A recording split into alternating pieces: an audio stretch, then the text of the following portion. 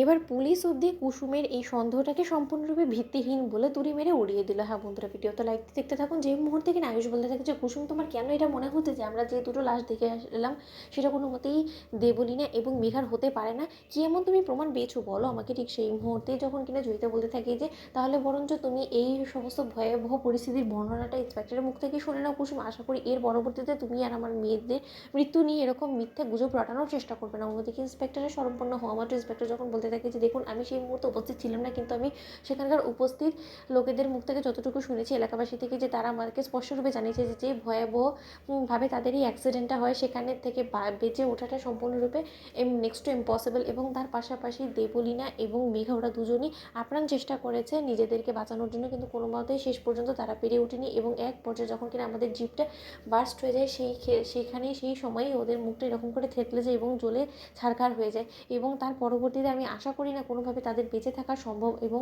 আপনার কেন এই জিনিসটা নিয়ে এতটা সন্দেহ হচ্ছে আমি সেটাই বুঝতে পারছি না।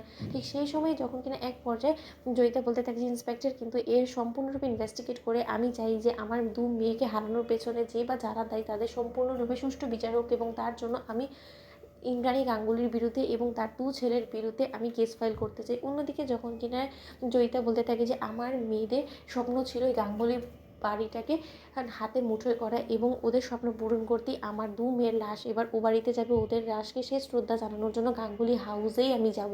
ইন্দ্রাণী ঠিক সেই মুহূর্তে ইন্দ্রাণী গাঙ্গুলি যখন বলতে থাকে যে আমি এতে করে কোনো রকম কোনো আপত্তি জানাবো না। অন্যদিকে যখন তিনি শেষবারের মতন গাঙ্গুলি হাউসে দেবলীনা এবং মেঘার লাশটা নিয়ে আসা হয়, ঠিক তার পর মুহূর্তে কুসুম লেগে পড়ে ওর সমস্ত কথাগুলোকে সত্য বলে প্রমাণ করার জন্য। এবং কুসুম যখন কিনা বলতে থাকে যে ঈশান সাহেব, ছোটো সাহেব, আপনারা আমার কোনো কথায় বিশ্বাস করেনি তাই তো, আপনারা একবার হাইটটা মেপে দেখুন তো এই লাশগুলোকে যতটা লম্বা দেখা যাচ্ছে আদৌ কি দেবলীনা ম্যাডাম এতটা লম্বাটে ছিল বলুন তো। ঠিক সেই সময় অনুশ্রী যখন বলতে থাকে যে এ কথাটা তো সম্পূর্ণরূপে সত্য বলেছে, কারণ দেবলীনাকে আমি যতটুকু সামনে থেকে দেখেছি ও তো এতটা লম্বাটে ছিল না।